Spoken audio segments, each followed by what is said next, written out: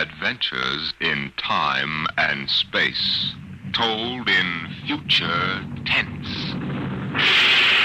Dimension X.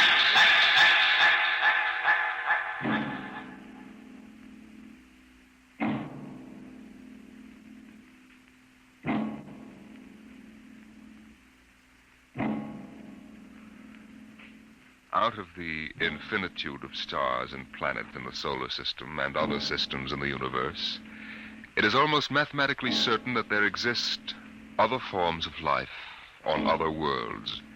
Someday, in the future, in 1,000 years, or in the next 10 minutes, daring travelers through space will make contact with the inhabitants of another world.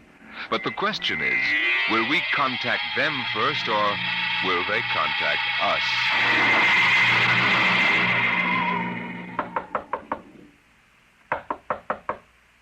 Come in. This is Broderick's private detective agency. Check. My name is Graffius of Springfield. I would like to see Mr. Broderick. Check. What is it, Dolan?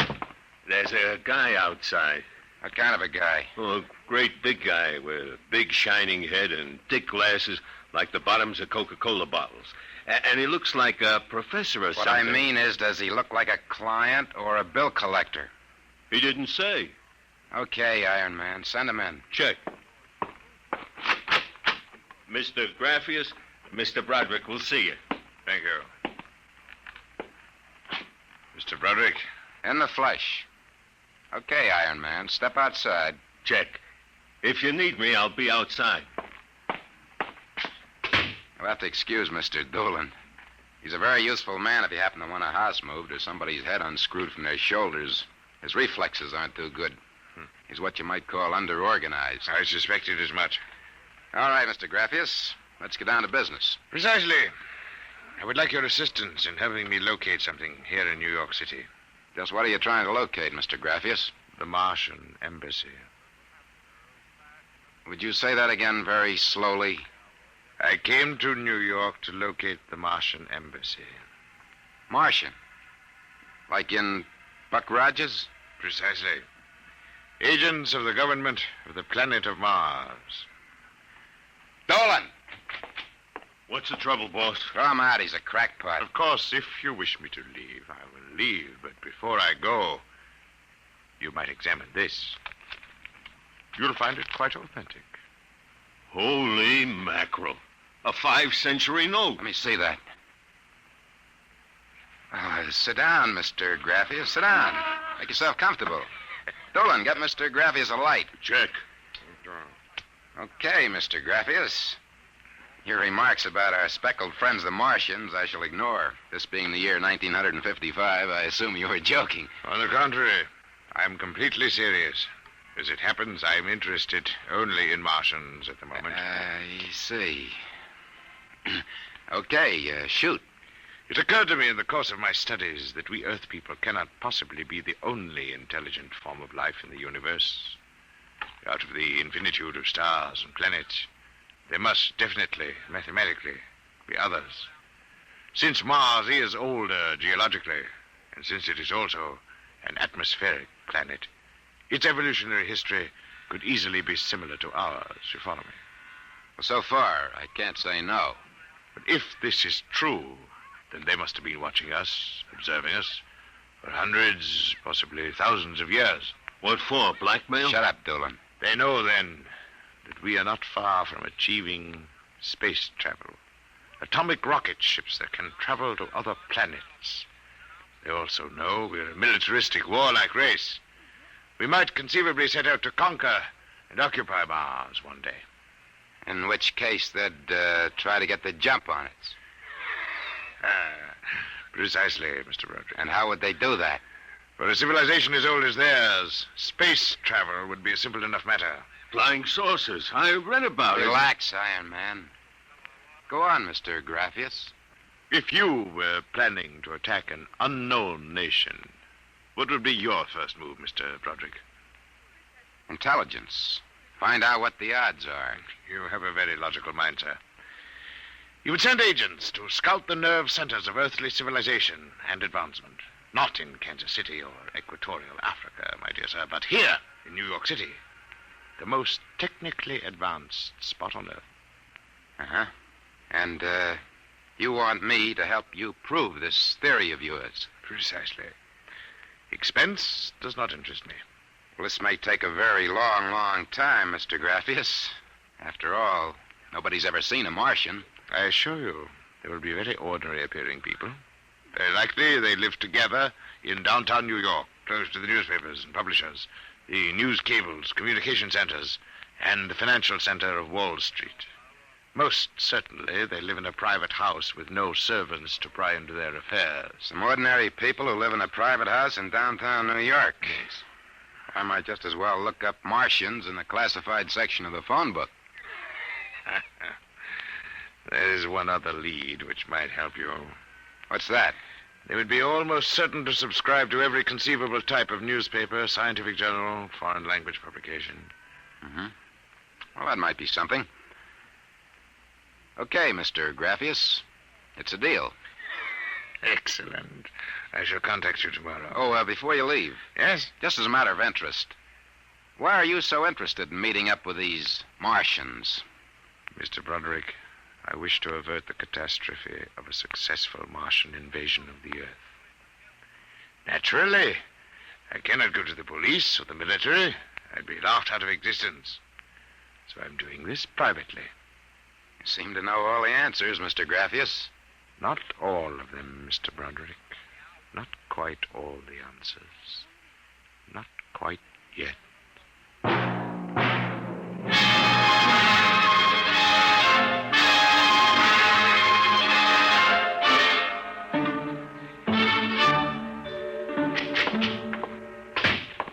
Boss, here's a private address. Takes everything from Pick magazine to the Manchester Guardian. Listen to this. Pick, Look, Scientific America, the Daily News, the Daily Worker, the Police Gazette, the Journal of Engineering, Scientific Quarterly, American Psychiatric Journal. Let me see that. Oh, Doolin. Doolin, sometimes I wonder. What's the address on this? 9 West 124th Street. Which happens to be the Harlem branch of the Public Library. Oh. Now listen, Noodle Brain. Check all the renting agents. Find out every private house in downtown New York. And then cross-check with the magazine subscription departments of the scientific magazines. You got that? Check. I wonder. Boss, what's the sense of all this? We know there ain't no Martian embassy in New York. This crackpot is paying us $100 a day, and we got to keep him happy. You understand? Yeah. Also, I've got a hunch that Mr. Graffius isn't looking for any Martian embassies. He's looking for something quite different. Now start making with the telephone.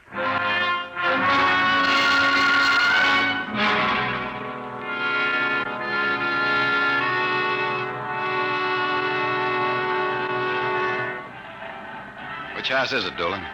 Right down there. Number 108. Did you find out anything? Not a thing. I've been watching the place for a week now. Nobody comes out. Nobody goes in. I asked around. Nobody knows nothing. You ain't been blabbing around the neighborhood that we're looking for the Martian embassy, have you? Boss, I'm stupid. But I ain't that stupid. Who'd you talk to? I struck up what you might call a casual acquaintanceship with those 2 girls standing with the baby carriages up the street. The cute one is real cute. Now, look, Doolin, don't try to do anything intelligent. Just keep walking up and down. See? Check. I'm going back to the office to meet Graffius. See you later, boss.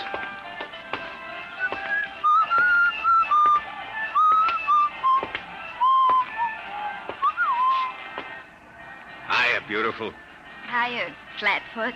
How did you know I was a detective? Your socks are bagging at the arches. Well, stick around, beautiful. I'll be back in a few minutes, and we can make some beautiful music together. Listen to Romeo, Helen. Her name is Doolin, honey. Iron Man Doolin. Your line is getting rusty, Iron Man. What do you want to fool around with him for? He reminds me of my husband.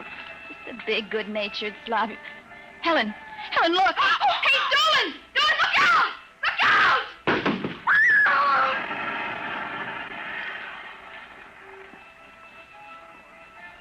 Helen?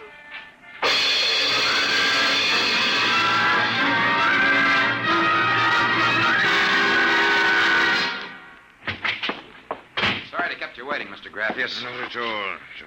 Doolan found a house down in Greenwich Village, privately rented. Number 108 Conklin Street. Nobody seems to know anything about who lives there, except that they subscribe to every paper and scientific journal put out. And also they have a peculiar antenna on the roof. You don't suppose your Mr. Doolan will try to get inside the house? No, he knows better. Mr. Broderick, I assure you, if that place is the Martian embassy... Doolan can take care of himself. Still, I wish you had informed me before. Well, that's probably him reporting back now. Excuse me. Hello. Yeah, speaking. Doolan? Yeah, he works. What? Oh, no. No, I can't think of any. Yeah, sure, okay. Yeah, I'll be right down. Okay, Lieutenant. Yeah, right away. Something the matter? Doolan is dead, Mr. Graffius. What? They found him splattered all over the sidewalk in front of number 108 Conklin Street. How did it happen? There were some witnesses. They said a building cornice dropped on him. The cornice? But how? It fell off the building next to 108, right on top of him. Come on, we can get a cab. I have to identify the body.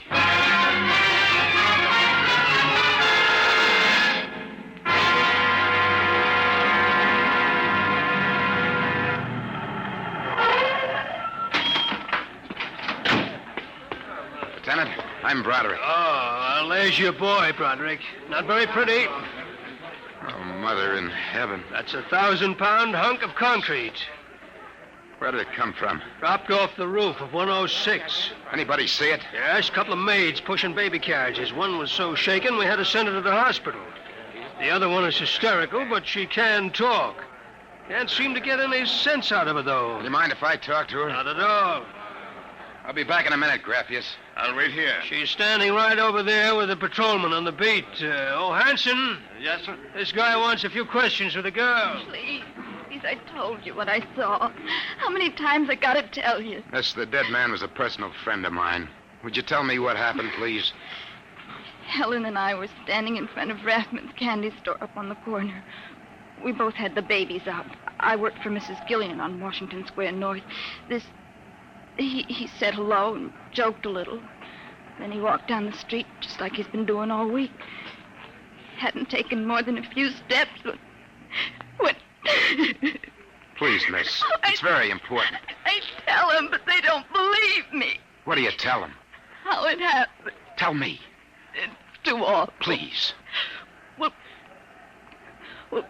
first he washed, and then the stone fell on him. What do you mean, he squashed? They don't believe me, but Helen saw it, too. She saw what? First, he squashed, then it fell on him. He was mashed flat before it even hit him. Now, look. That's the story, Broderick. Please, let me alone. Let me go home. I told you what I saw. Now let me alone. Let me alone. Did you learn anything, Mr. Broderick? Huh? I don't know. I don't know what to make of it. It's crazy. Mr. Broderick, if I may make a suggestion at this point, perhaps it would be better if we dropped the entire matter. What's eating you? First you come at me with a chain of nonsense that you're staking real cash on. And now when we hit solid trail, you want to call off the dogs. Well, maybe you operate that way, but Broderick doesn't. May I ask, then, what do you intend doing? As soon as the cops clear out and this place quiets down, I'm going to pay a personal call on the Martian embassy. Whatever number 108 is.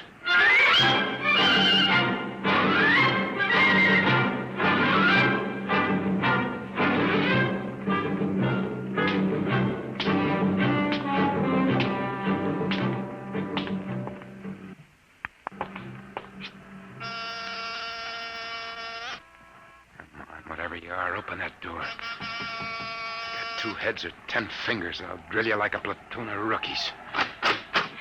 Yes? Oh, Well, young man, excuse me, ma'am. Is the lady of the house at home? I'm the lady of the house. Well, my name is Broderick. I represent the Manhattan Child Adoption Center.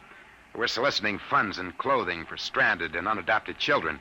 I wondered if... Oh, won't you come inside? Well, we don't usually... Oh, nonsense. I'm old enough to be your grandmother. Besides, my son, Lauren, is working at home. Your son? He's a bibliographer. He writes summaries of articles and books from scientific journals and publications for libraries and universities. I see. Well, sit down, Mr. Broderick. We get so few calls, and I do like to visit. Oh, thank you. Now, what was it you wanted to talk to us about? Oh, well, I wondered if you or your son... There's nobody else living here. No, just Lauren and I.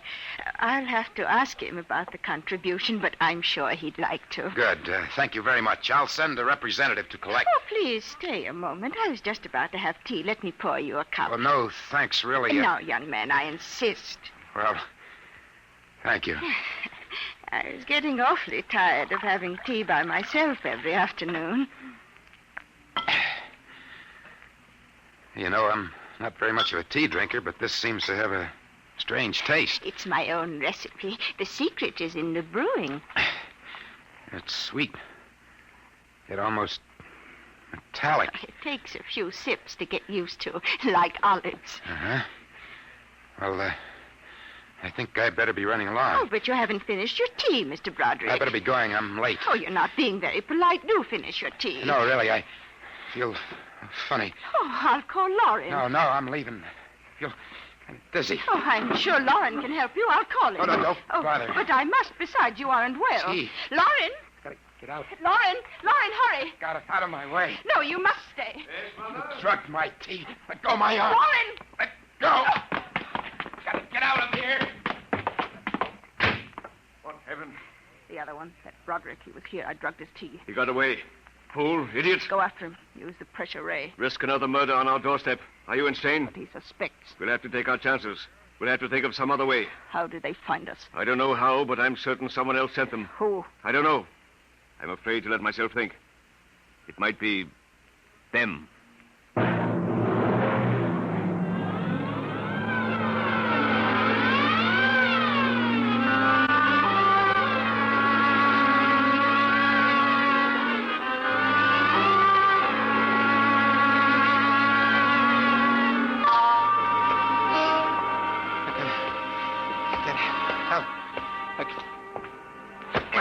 Watch where you're going, you drunken fool. Please, Get away from me. Stay away from me. Look out. Miss, please. Let go of me. Help. Please. Help, officer. You don't understand. What's the trouble here? This drunkard is insulting people. I saw him come out of that house there. 108? That's the one. He bumped into a gentleman, and then he pulled at my arm. All right, miss. I'll take care of it. Come along, mister. I'm going to give you a break and take you back to the wife and kids. No, you can't. I'm sick. Sick, is it? What's the matter? Drugged. They drugged me. Who drugged you? Number 108. Martians. Who? Martians. Number 108. It's a Martian embassy. Well, I've seen them with pink elephants, rabbits, and mice, but you're the first one who's got Martians. That's true, I tell you. Uh-huh. Come along. Now, listen. Don't take me back there. They'll Come kill on. me. Look, I gotta make you understand. Here, I'll help you up the steps. Please, my name is Broderick. I'm a private dick. We'll find out about this. Here, don't try any tricks. Officer, please listen. I'll give you anything. I'll give you $1,000. Please listen. For God's sake, listen. Listen. Yes, officer. Why, Broderick. You know this slush, Granny? Why, that's my son, Broderick. No. Martian. He's in pretty bad shape. You better get him to bed. Oh, dear. He was doing so well at the Alcoholic Society. He must have gotten off again. Looks like he's ready to pass out. Lauren! What is it, Mother? Oh. Your brother, Broderick, has been drinking again. Look out, he's passed out. I'll take care of him, officer. We've handled this sort of thing before. Can you manage okay? We'll be fine, thank you. You've been very kind, officer. Nothing at all, Granny. I know how it is with these alkies. Well, I'll be seeing you.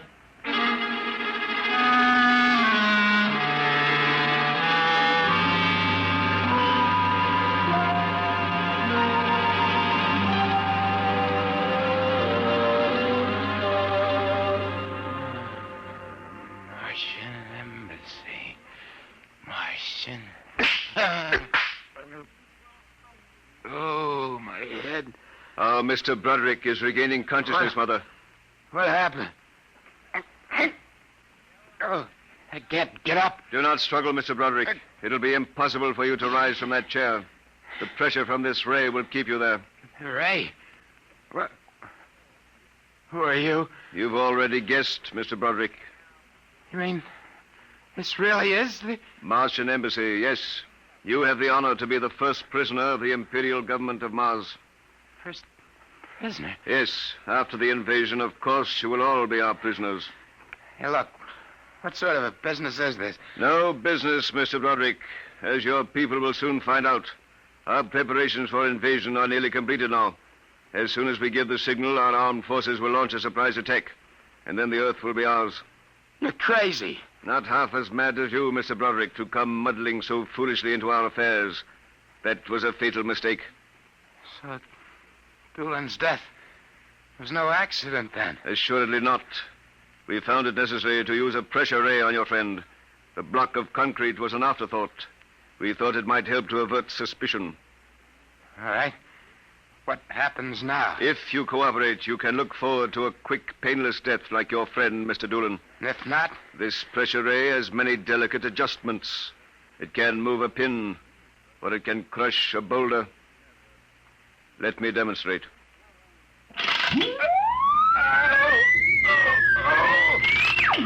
You see, Mr. Broderick, as if an invisible vice were crushing you. What do you want? The name of your client. We are interested in knowing who is so anxious to locate the Martian Embassy. The names of my clients are confidential. Well? All right. Turn it off, Mother. Mr. Broderick has seen the wisdom of speech. His name is Graphius. Graphius? Yeah. An unusual name for an Earthman. Describe him. Well, I don't know if I really can. Mother. Describe him. He's tall. Got a big forehead. And about 60. He wears thick glasses. He's bald. Lauren, sounds like one of them. Yes, it does. Contact the planet. Tell them we suspect that our plans are known. Ask for an acceleration of invasion day. At once. What about me? I am sorry, Mr. Broderick, but I am afraid you know too much now. In exactly 5 seconds, you will feel the full impact of the ray which faces you. I would suggest that you relax and meet your fate calmly. Now, wait a minute. You will feel no pain, just a wall of force engulfing you. Listen, 5. No, you can't do this. 4. It isn't human. I know, but we are not human. 3. Yeah, but... 2. No! 1. Mother in heaven. Now. Lauren, It didn't work. Something's happened. The magnetic field is dead. get it working. We've got to get rid of this one. Now, listen. Listen, Be you quiet. two. I can't understand what's gone wrong with the ray. Why would it suddenly stop like that? Perhaps I can explain. What? Graphius. It's you. Yes. Lauren! Stand back from the pressure ray, please. It will not function anyway. I have decontrolled your field. Lauren, it's one of them. They've found us. Did you think we wouldn't? I trust you have not harmed my friend, Mr. Broderick. He's been very useful to me. Brother, am I very glad to see you. Talk about the Marines landing in the nick of time. You're free to move now, Mr. Broderick. I don't know how you got in here, Graphius, but stick around. These babies are really Martians, just like you said. They're planning to invade the Earth and take over. There will be no Martian invasion. You keep these characters covered. I'll get the police. There will be no need for the police. I intend to handle them myself. Yeah, but the police will want... Do not call the police. Why not? You fool of an Earthling. Don't you realize with whom you are dealing? The invasion of Earth by Mars will be like child's play compared... Lauren! Holy mackerel. They just flattened out. Like your friend, Mr. Doolan. I detest the use of violence where the intellect can rule. But unfortunately, the Martians are a threat to us. It must be destroyed. I believe you now. Another 5 seconds, they'd have finished me. I'm glad you didn't waste any time. There is little time to waste. The Martian invasion was to have taken place next week. Yeah, Hey, they never said that. How do you know? You would not comprehend. Wait a minute. There are some things here I do understand. A second ago, that pressure ray didn't work. Now you're using it like it was a toy. How did you get in here, anyway? Who are you? Another one of those Martians? No, Mr. Broderick. I happen to be a Venusian. What? A representative of the planet Venus. Venus? That's impossible. Not at all.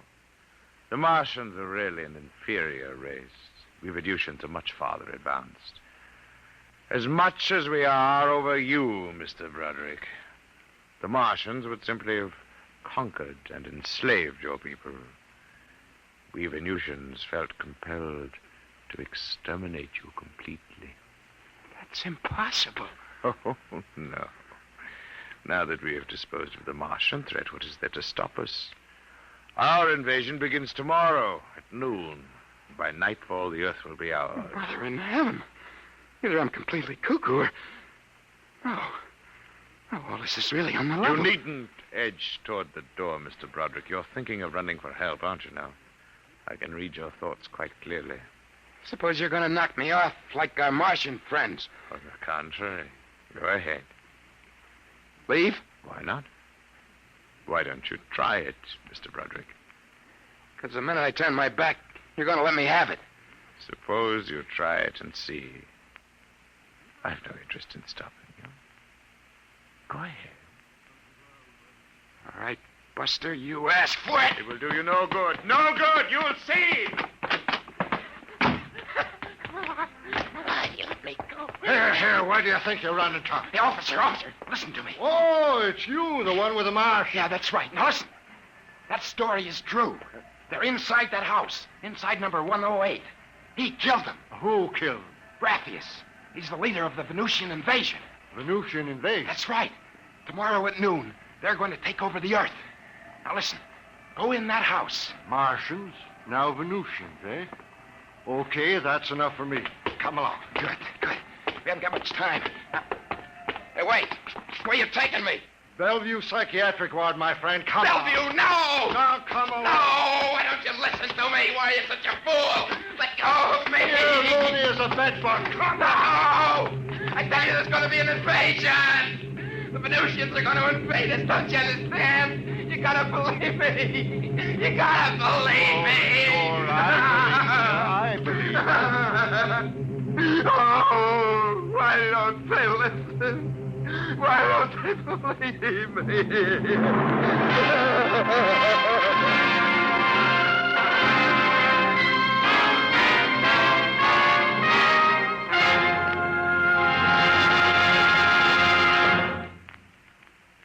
You have just heard another adventure into the unknown world of the future, the world of Dimension X.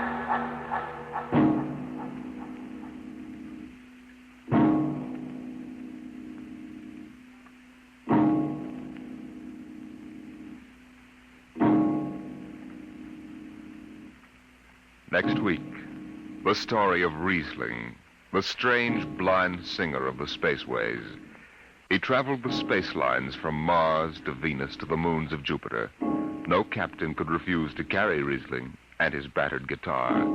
He sang of all the wonders of the galaxy, but his greatest song was of the sight he would never see, the green hills of Earth.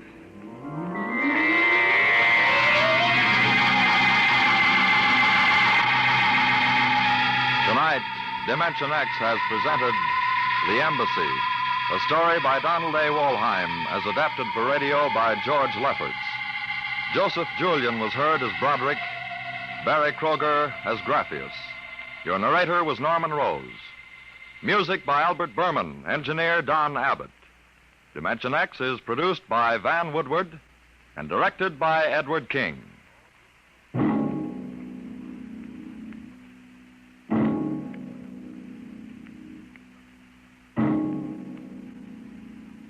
Tomorrow, hear High Adventure. Now it's Truth or Consequences on NBC.